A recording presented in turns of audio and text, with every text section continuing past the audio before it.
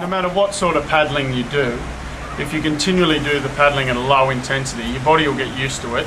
You won't burn any more calories and you won't go forward in your paddling.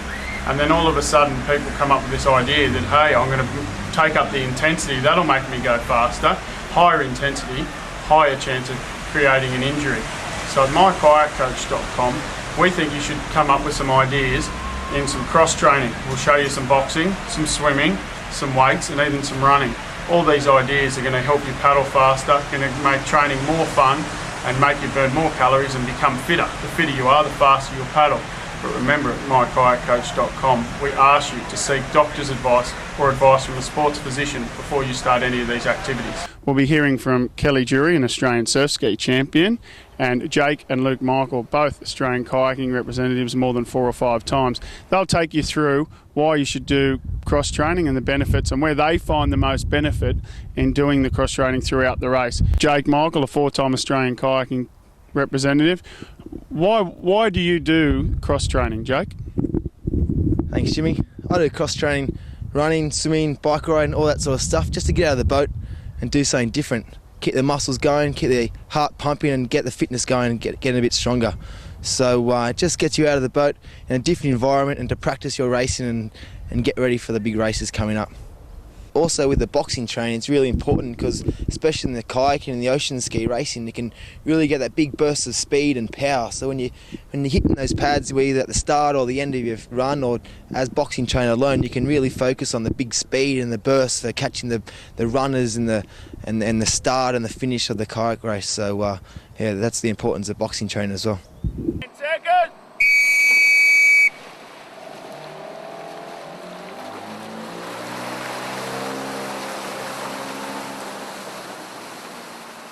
So Jake, with the cross training that you do, what is the benefit in your race? Where do you get the most benefit out of cross training in a race? Oh, thanks, Jim. Yeah, well, during a cross train, you can really focus on the things that you can't really focus on when you're on water, like working through the back half and you're really, really tired and you got to really push for that final finish. So, for example, when we're running, we can be running around the track, and the things when you're sort of in the boat, when you're really, really tired and you sort of start to wobble and fall in a bit, and you can't really focus on your technique. When you're running, you can really focus on that final finish and push it all the way to the end and increase that volume and that fighting finish that you can get. So for me, the benefits of the cross training for the race is you can really focus on the final part and the race practice. So you can run through a race and you can focus on the little points, say the lift at the 500, the final kick at the 250, or even the start.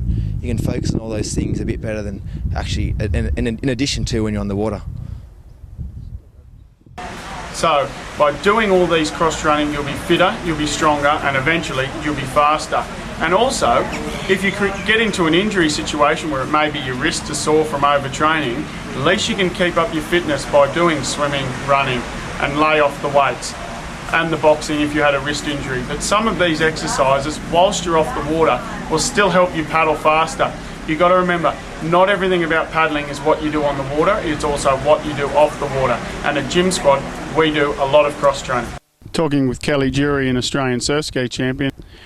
So Kelly, we see that you do the running and when you look like you really enjoy that, but there's another element you're doing in your training we're looking at, you're doing the boxing. Why do you personally as a female like to add the boxing to your training? Yeah, for me personally, the boxing really, it gives me a lot of sort of strength and power and a bit of speed in the ocean races when you're really trying to push down those runners and follow one into the next. All that boxing sort of helps you just get that rate up and get the power on the catch to really push down one runner into the next. And I find that the more boxing I do, the easier it becomes over time to get out there and chase runner after runner for sometimes an hour or so on end. Also in the kayak, it's the boxing helps certainly in the K2 when you get to that last 200 and you really need to kick from the back seat. Again, lifting the rating up and really getting the strength and power on the catch. It comes back to that boxing and the power in the punches, so it relates directly to it.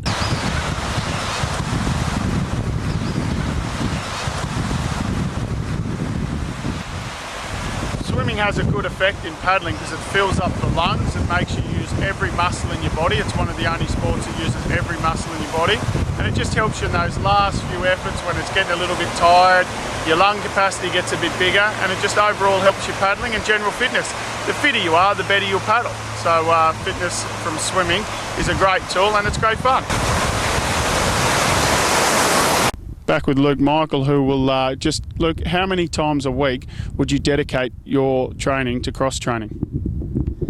Well, Jimmy, I try to go through probably about 10 sessions a week paddling and running training. So it usually goes through about 70 to 30. So 70% paddling, which is usually about 7 sessions on the water, 3 sessions running, bike riding or swimming. Just breaks up the monotony of paddling, and it's also a great way just to get out of the water. For someone starting up, it'd be fantastic if you could do, if you could only got time to do 4 or 5 sessions, you could do, I'd try to get probably 3 sessions on water and 1 session running, a bit of cross training or swimming. Just gives a bit of recovery. And it's great for recovery. Just gives you a break from training with your back and your arms, and it's just great for cross training as well. So that's what I do, Jim. Twisting well. Probably come around with his hips a bit more. Been really picky.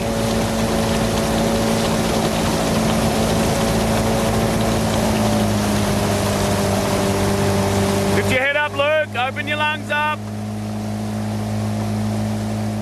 Well, with cross training, we've talked about swimming, running and boxing and the advantages they have on the lung system and making you paddle faster. But there is the weights to be done, and how the weights help. That helps with more strength on the paddle. The more strength and more power you can put on the paddle, the more the boat's going to propel forward. So I'm not saying that you substitute too much of the paddling for the weights, but it's good to throw in a weight session. In Jimsquad, which mykayakcoach.com follows, they do anywhere from 10 to 14 sessions per week. Now in that period, they'll have 3 weight sessions per week, working on their strength in a twisting motion that's similar to paddling, working all the muscles, whether it be from the trunk broken down into the stomach, the chest, the back, the lats and the shoulders. These are the key areas to work in your strength and your core, because this is going to help you give better balance in the boat and more strength on the front of the paddle means a faster boat. But again, at mykayakcoach.com, whether it be running, swimming, boxing or playing in the surf, or more importantly weights, check with your doctor or your sports physician that you get the right advice before you start any of these exercises.